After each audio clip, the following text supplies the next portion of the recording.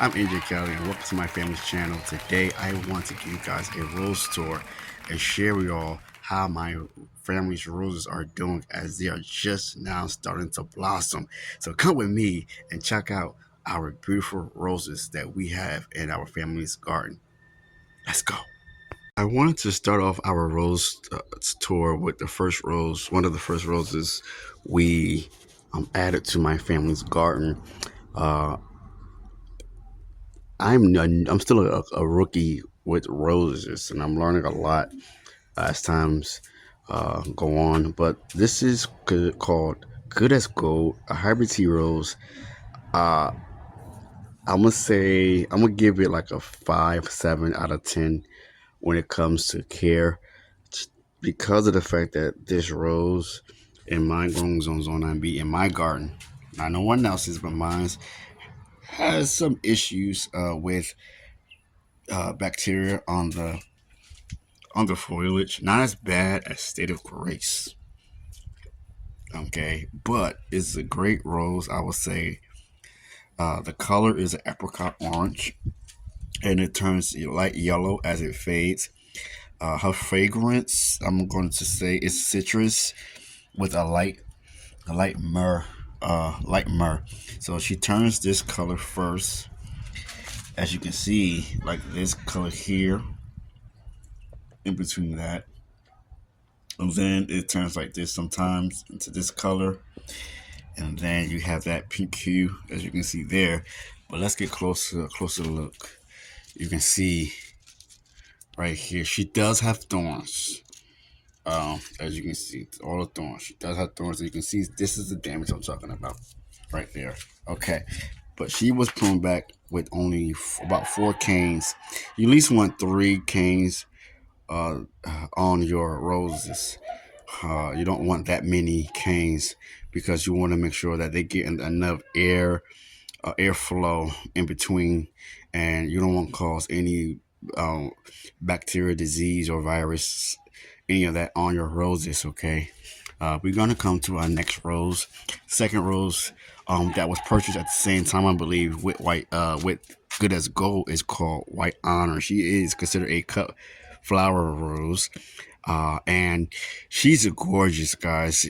She has a nice, I'm gonna say, red burgundy color in the winter months on her foliage, and then it turns this color green in the spring. And you can see like her buds are large. Um, here we go right here, and it is just now blooming actually as of today. You barely see any thorns. If she does have thorns, they are very prickly. And so I would always see, be cautious, have caution when it comes to any rose, guys. Even if it's considered thornless, just be on your p's and q's, because you might get a thorn here and there. But this is a gorgeous rose, guys. I mean, the color is amazing. If you're into white, this is a nice color, a nice rose that you will want to have in your rose collection. Uh, I have not seen any bug damage or any like nibbling on her leaves thus far. Okay, thus far. But we will see, guys. You never know; it could be hiding somewhere. And then our next rose, guys, is State of Grace. State of Grace is a gorgeous rose to have. Only thing for me, I feel like she has too many issues with bacteria on the leaves. As you can see, like all in the middle there is, and I think this came from the water, guys. To be honest, it's my fault because I was like water out the way I was watering her.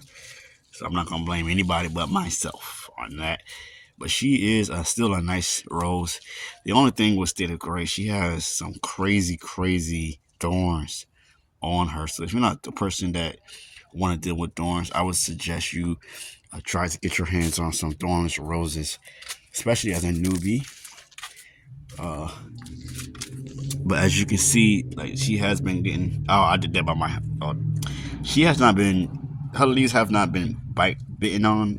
This was me. I pulled her leaves earlier, like this. You don't want to do that, but my fault. But as you can see, she is okay. She has not blossomed yet. I think in the next maybe 2 weeks or so, she will be showing off her gorgeous petals. She is somewhat of a light pink color. Okay, let's walk over here. And her fragrance is a fruity fragrance, in my option. Over here, this is a new rose. So you saw us Good as Gold 2020, about that year. I think it was 2021, 2022, and included with White Honor. And then Stiff Grace was purchased in 2023. And then this rose here, I think Steady Grace was purchased in 2024. I didn't write it in my notes. But this rose here was purchased in 2025. As you can see, she is gorgeous. She is showing off and showing out because we just transplanted her in January as a bare root rose. She's an antique rose. I believe she was introduced in 1897, I believe. And she grows quick and fast in my option because of the fact that we just planted her and she's already budded out and blossomed. She is a vigorous grower. She does get aphids on her. I have seen some, and I've seen the green aphids actually on her. See, there you go, right there. See, the camouflaged. There's some. I'm seeing some. Yep. Anywho, but she is a gorgeous rose. Her fragrance is like a myrrh fragrance. Yeah, but it's not as strong, I would say. She first blossomed actually like 3 to 4 days ago, and now these are the newer ones that have appeared. So you can see they go aphid right there. You can see the different transitions from a bud to a bud red blossom that's starting to peek out a little bit, and then you see here. Okay, here it's fully blossomed, and then it turns this color as it's dying off. Okay, and then next to it, companion planting with roses, you want to add lavender, any type of lavender you can get your hands on. This is Spanish lavender, okay, with another combo of calendula, and then another combo is salvia. And this is that variety. I'm not going to try to butcher the name. I'm going to say rose salvia. But she's a nice purple color. And I love the purple next to this orange calendula, which we did not.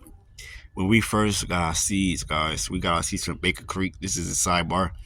So I've been harvesting my seeds every year from that variety of seeds that we purchased a long time ago. And her color is actually this color yellow, not orange. So I don't know how this happened, but yeah. So I'm gonna save her seeds and mix them with the seeds of these, and we're gonna collect the seeds. But this is a rose salvia as a purple.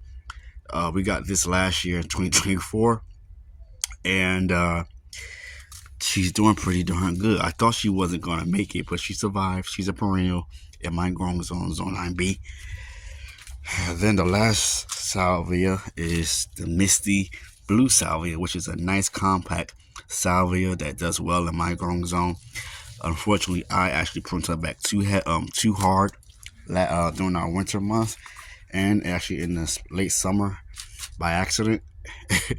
But I did it both. I did it twice, guys. Shame on me, right? But this rose here was also introduced to our garden in January 2025, and this is called Pretty in Pink. It's an Eaton rose. I left the tags here so I could not get my roses mixed up. Okay, so Pretty in Pink is not budded out at all. Maybe later on in the season or even next year. But as you can see, the beetle. This is from a beetle, guys. Right there. See that? Right there. And you can see there's some more damage right there too. So yeah, that is our rose store, guys. We're introducing 5 new roses. I do want to mention it before I forget that these 2 roses are actually supposed to be grown actually on a trellis or a fence or arbor, not a obelisk as you see here, guys. They recommend that because they are very vigorous growers, and these roses, I believe, get up to 10 to 12 feet high, guys, and that's little in our hummingbird feeder. I just saw a hummingbird too, guys. I heard it, but this is an obelisk. You can still grow it, you know on your rows around this obelisk, but if you're not going to prune it and maintain it, I suggest you get a trellis on an arbor or let it grow on a fence. But what I'm going to do is actually maintain this rose, both roses, make sure they well taken care of, and we'll see what happens in the future. I just want to share our rose and salvia tour and give you guys an update on how they're doing. Well, guys, I'm gonna go. Until next time, I'll see you in the next one. Make sure you please like, share, comment, and subscribe, because once you're a subscriber, you are family. Welcome to the family.